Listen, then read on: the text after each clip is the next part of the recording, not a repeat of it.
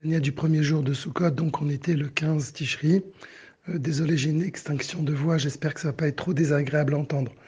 Donc l'Admour Azaken avait dit précédemment qu'il attendait des chassidim qui ne viennent pas le voir pour lui demander des conseils sur des choses matérielles, mais au contraire, le rôle d'un rave, ou plutôt d'un rabbi, c'est de conseiller sur des choses spirituelles, sur l'étude de la Torah et sur Hirat Shamaim, la crainte d'Hachem.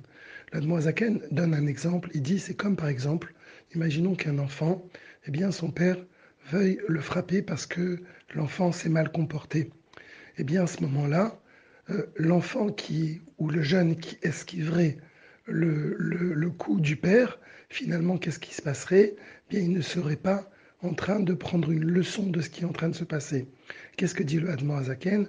Un enfant ou un jeune intelligent, il va faire face à son père et il va recevoir, si l'on peut dire, la réprimande ou le coup de son père par amour.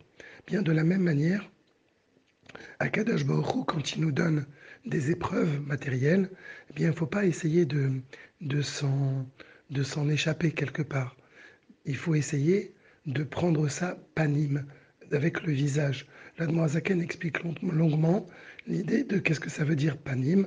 Eh bien, panim, face. La face veut dire la profondeur. En d'autres termes, Akadosh Baruch Hu, quand il nous reprend par des épreuves matérielles, en fait, il attend de nous que justement, on ne soit pas en train d'esquiver, en train de prendre Beprinat Achoraim, de tourner le dos à Akadosh Baruch Hu.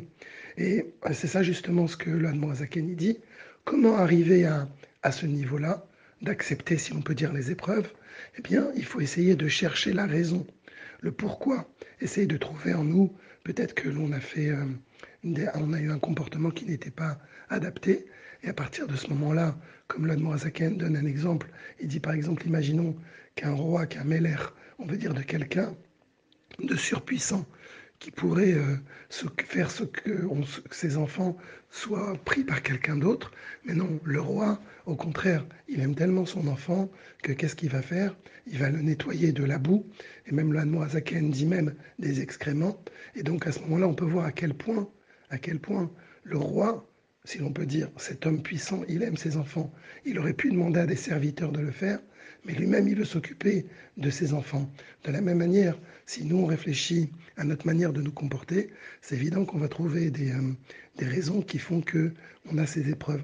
En d'autres termes, ce qu'il faut essayer de comprendre dans ce Tanya, c'est de dire, au lieu d'aller chercher des raisons, au lieu d'aller chercher des miracles chez le rabbi pour essayer de s'en sortir de ces problèmes matériels, eh bien, il faut essayer non pas de les esquiver, mais de prendre les choses en direct. Ça ne veut pas dire qu'on doit rester les bras croisés à rien faire. Non, on doit trouver des solutions, mais aussi en même temps, on doit essayer de chercher quelle était la raison. Voilà, encore une fois, désolé pour la voix.